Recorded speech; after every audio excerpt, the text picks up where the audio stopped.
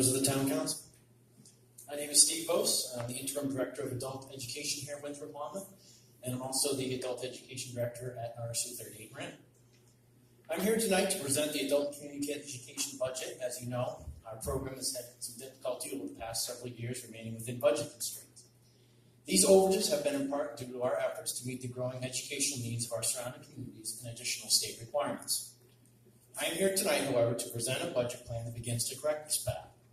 To help us continue to provide adequate educational enrichment programming in our surrounding communities, I am asking the school board to approve a $10,000 increase to our adult education budget.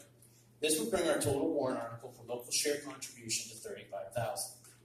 This amount begins what we hope to be a multi-year process to economically align our program with similar-sized adult ed programs across the state. I want to start by saying that bringing our program into the black has not been an easy task, and that the year ahead is certainly going to be a challenge for our students and staff. Change is never easy, and the year ahead is going to be full of change. Through the process of budgeting, I've met with the Winthrop staff, and we've had to make some difficult decisions. To become financially viable, we are implementing a program that will incorporate several money-saving efforts. We will be cutting our current instructional time from 60 to 35 hours. This will allow us to continue to offer our HiSET, this is our high school diploma testing program, but will decrease our ability to provide instructional services to our high school diploma students.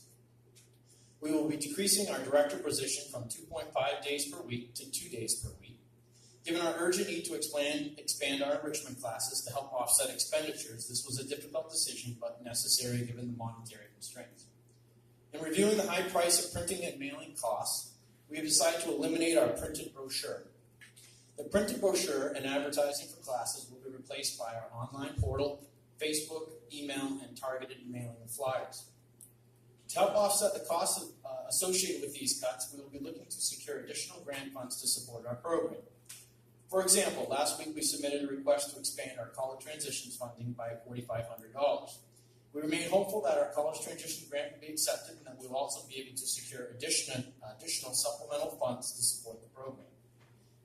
With any educational program, as the students are of the utmost importance.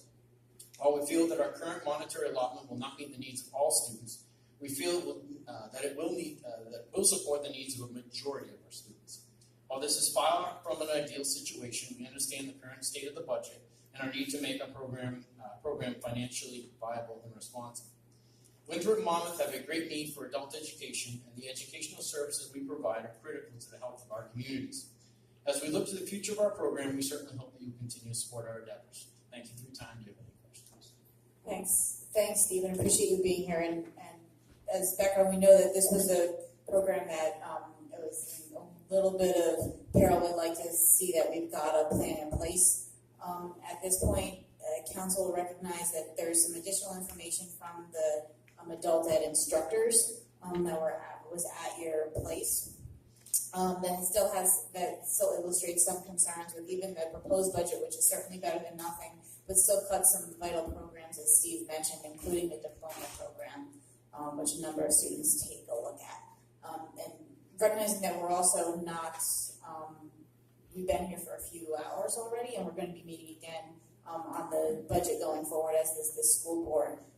We can continue the conversation in the weeds as you had a chance to kind of mull some of these figures over, and I think they'll be back and we can continue to ask some questions about that. So I just wanted to preface that and explain some of the stuff that was at your place settings. But if you've got any immediate questions for Steve right now, I'm sure he's happy to take them. Carl. Will Monmouth be required to contribute more? Like you want 10,000 more from the town. They're doing 5 now, right? I believe that's correct, but I'd have to check. Any other questions at this point? Okay. Thanks, Steve. Kristen.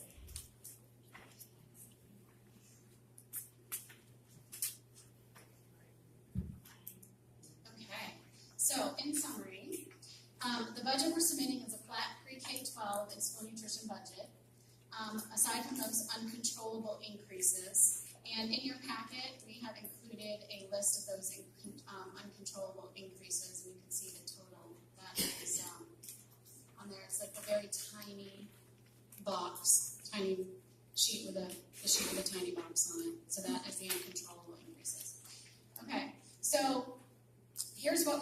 that our state subsidy is set to increase due to the following factors. We have increased enrollment.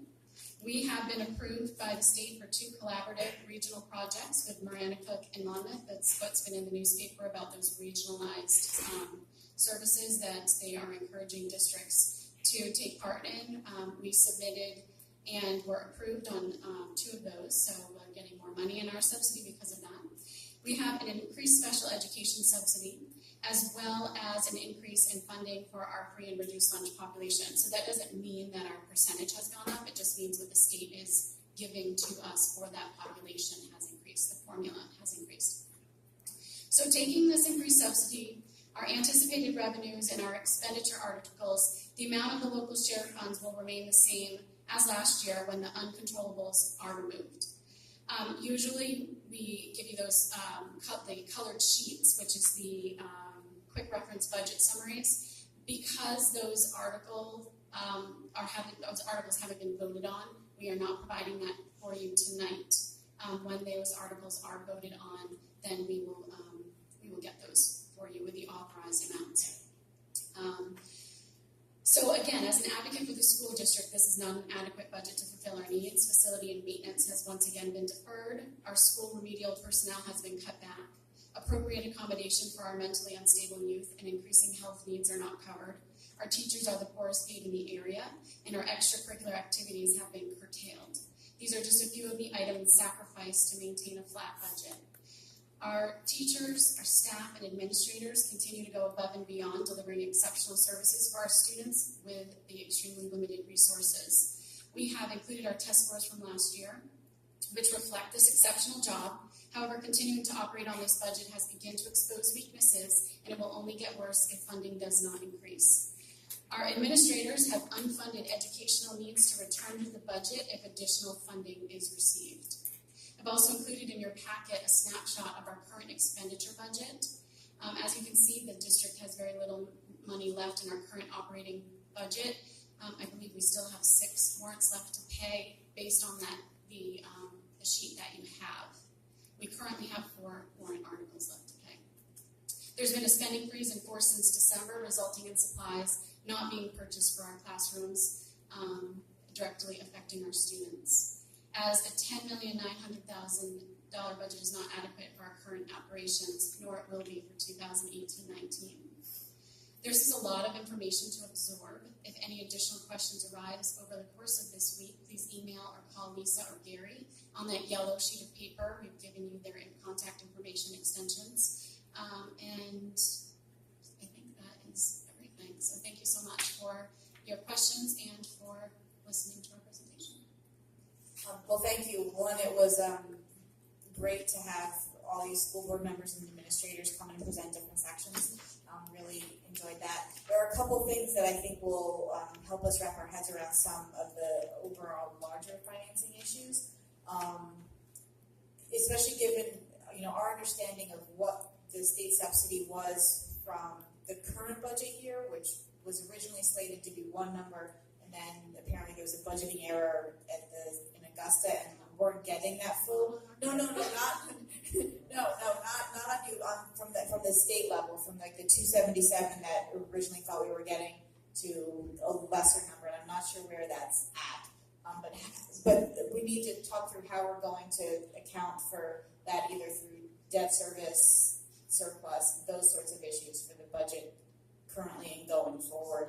And then also, I know you guys probably have the 279 that you're working on. Need to get a sense of revenues, both where we're at this year, so that we can balance that out against the expenditures that you included in the packet, and then kind of estimating that for going forward for the upcoming budget year too. Because I think, as we've all learned, that side of the coin is equally, if not more important than what we're budgeting for. So the explanation for the 277, the 277,000 that you all voted is going to go to the offsetting taxes this year at the end of last year. So because of our Medicaid reimbursement, the state has taken that money away from us, and so our subsidy is being reduced monthly. So the town is no longer receiving the amount that we thought we were going to be getting each month, and that's being reduced. So it doesn't look like it's going to be reduced the full $277,000, but the auditors won't know until the end of the year. Right, but I think we might be able, if there's a projection we can get based on what information we do know, it'll help us gauge kind of overall budget between you guys and where we are in terms of cash flow, in terms of surplus, in terms of how we're balancing the debt portion of the overall budget. That's kind of necessary to get as clear a picture as we can. That would be useful. And so thank you again. Very thorough. Appreciate the flatness at which you've come in for and the explanations on a lot of items. We will, I'm sure, as we go through and digest some more information, look forward to talking next week and perhaps even the following Monday as we've got our budget workshops planned. We're planning on starting at 6